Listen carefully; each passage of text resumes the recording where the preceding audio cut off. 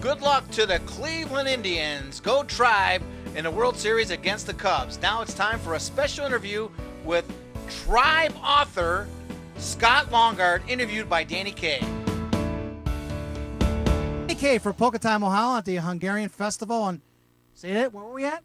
We were at the Hungarian Cultural Festival. In what city? In Hiram. Hiram. I keep on saying Huron. Hiram. And I'm with a famous author. And I'll tell you, I grew up in Cleveland, Ohio. Big Indians fan. Big Browns fan. I used to be a ticket holder for the Tribe. And, of course, the Cavaliers finally won a championship. But I'm with Scott. Scott, you want to give your last name out, Scott? It's Longert. Longert's okay. And you're an author. Is that correct? Yes, I am. Yeah, I've been writing books for about the last 10, 20 years. That's great. Now, why Cleveland Indians history? Are you a big fan like I am? Grew up with the Cleveland Indians? Oh, yeah. I'm a huge fan ever since I was about 5 years old. Been a fan ever since then. When the Indians traded Rocky Colavito, that was my first big setback back around 1960 or so. But I've been a huge fan ever since. And I think we've had great history in this town. We started playing professional baseball here in the 1860s. And for the most part, all the way through to the present. So we've had teams in the 19th century, 20th century, and a lot of great ball players have come through Cleveland, tremendous ball players. I think we have really excellent history here. You know, I'm from, like I said, grew up in Cleveland, Ohio, and I work right downtown at a medical company, and I always go by 66th and Lexington, where the old League Park was. There's a lot of stuff about League Park in your books? Oh, quite a bit. Yeah, just about all the games that I wrote about were played at League Park. They didn't really move to Cleveland Stadium until 1947. They only would play like a big doubleheader at the stadium. Actually, the stadium was built for the team, but the team only played there a year. The owner had an out clause if attendance wasn't good enough. Attendance was terrible during the Depression. He pulled the team out, continued playing at League Park. So the stadium was empty for years and years and years. You know, I used to love the Indians when they were in last place, but I used to support the Indians back in the 70s. Is it great in like an 80,000, 90,000 municipal stadium, but like maybe 10,000 people were there, but you would take your chairs and you root the Tribe on. But I used to love it. But I also was in the good years when I had season tickets when you're in the World Series and the playoffs with the great guys like Baerga, Bell, and much, much more. What is your best era for the Cleveland Indians? What do you think? Even a losing team or winning team, what was your best era for the Cleveland Indians? There's a few. I think probably the 90s, I think, because they were a little more consistent. We had a great team in 1920, won the World Series 48 again, but those teams didn't last very long. But I think the teams we had in the 90s with those guys, with Bell and Ramirez and Tomey, those were some of the great teams that we had. I think that was probably our best eras in Cleveland baseball. What a pitching staff like Nagy and Martinez and all those guys. And even the bullpen was fantastic those years. Again, I had season tickets. Hey, where do you get your material from? Why don't I ask you that? But generally, I go to the Baseball Hall of Fame in Cooperstown. There's a player's file. Just about everyone that's ever played has a file. There's all types of information in there. There's clippings, newspaper articles, letters. You could find a lot of information there, which I do. And looking at the old newspapers on microfilm, going back and look at the Plain Dealer, the Cleveland News, the Leader, and the Press from the 20s and 30s. You find a great deal of source material there. And fortunately, I have found some family members along the way who still live in town or I can get in touch with, and they give me stories about their grandfather, great-grandfather, and that's a big help. Once you do all that, you can put together, I think, a fairly solid book. Once again, we're at the Hungarian Fall Festival. You got these old mitts. look at.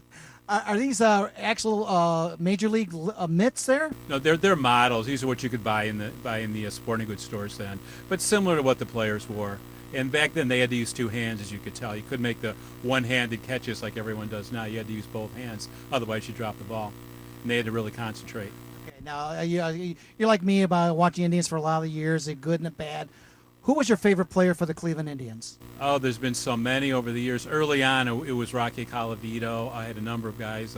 Dennis Eckersley, Buddy Bell, Mike Hargrove was another favorite. So those are the guys that I followed quite a bit. And even back in the 60s, Joe Askew and Gary Bell, guys like that. Those were my heroes. And luckily, I got to meet a lot of them along the way and talk with them. They really were good guys. They were guys who played baseball and had to have a second job in the off season to support the family. And they were hard workers and good ball players. Those were my favorites. And back in the 60s, Greg Nettles, third baseman for the Cleveland Indians, was one of my idols. I played third base in Little League because of him, but I remember those years in the 60s and 70s, we were like the minor league for the Yankees, right? All our top players went to the Yankees. Is that correct? A lot of them did. And there was a reason for it, because the team in the 60s was starving for cash. Gabe Paul was the president of the team. Part of the way he could keep the franchise in Cleveland was unfortunately selling the ball players. The Yankees were always a willing buyer and willing to pay a pretty good dollar for guys like Nettles and Chambliss, people like Chris Chambliss, people like that. So they were, he knew he could always make deals. He'd get the money to make payroll and to keep the team in Cleveland. Ideally, if he'd kept those guys, we would have had a tremendous ball club, but couldn't afford it. There was no attendance, and the money wasn't there. Wow, incredible. Now, you got a lot of books written right here. My camera guy's going to pan it before we leave. But, where can you buy the book? Do you have any websites, Facebook page, or contact numbers? How can we buy the book, Scott? Well, scottlongert.com is my website. You can look at it there. I have a page on Amazon. All the books are on there. And starting next Thursday, my new book, No Money, No Beer, No Penance, will be available in all the Barnes & Noble stores and all the local bookstores. So a lot of different places you can get the book. But my website has a lot of info on there. And I have a Facebook page. It's called Scott Longert, and you'll get on there, and you can find out all about the books. A lot of these the articles you got and what you write about the book, do you really sit down with some of these Indians players and talk with them one-on-one? I have, because most of my books are from the olden days. Most of these guys are deceased. They're gone. So talking with the family members, most of what I do. But if I do write something more contemporary, the ideal thing would be to sit down with the guys and talk with them. I have spoken to some of the guys from the 90s. I met Mike Hargrove and his wife Sharon and talked a lot of baseball with them. I've talked to some of the other guys, Rick Waits, who pitched in the 70s, Joe Askew, who's talked to a lot of those guys, and Sam McDowell a little bit. So I've talked to a lot of the guys, but a lot of my material here is even before some of these guys were born, so it doesn't fit. But one of these days I'll probably write about their era, and I'll sit down again with them and get their reminiscences and stories that they have.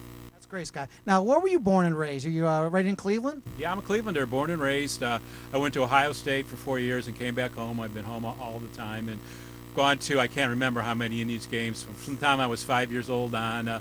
I can say it now. I skipped school and went to the Indians home openers. I wasn't really sick. If any of my teachers are really around.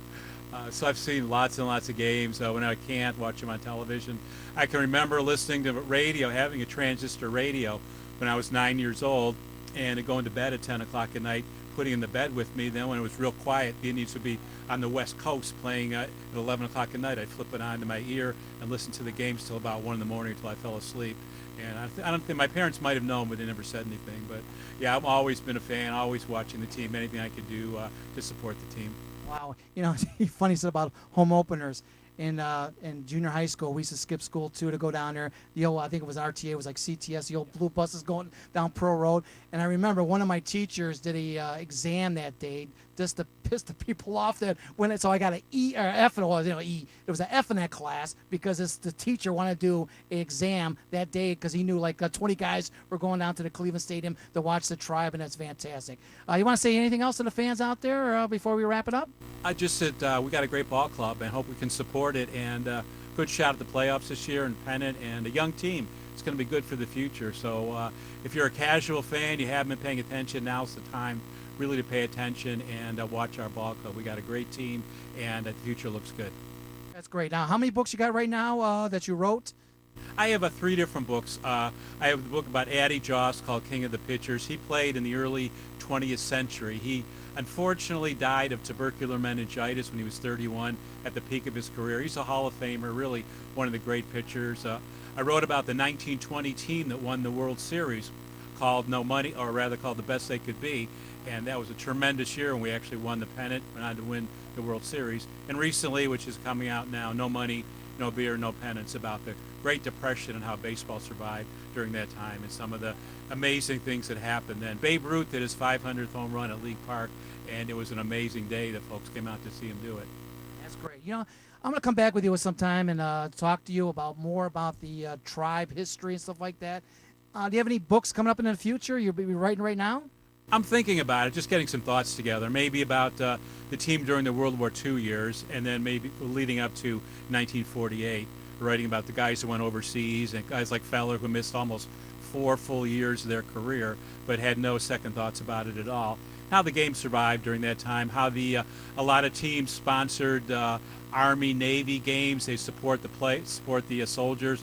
People would come out and make a donation. Would all go to the soldiers and their families. The All-Star games they had for the armed forces. So I'm thinking about things like that to write about. That's fantastic. I love Cleveland. I love the Cleveland Indians, the Cleveland Browns, Cavaliers, and I want to thank you for taking time out for Pocatello Mahalo more. And we're going to have more on the show. How's that sound? That would be wonderful. I really would appreciate it. All right, thank you very much. Danny K for Pocatello Mahalo more. We're back with more after this.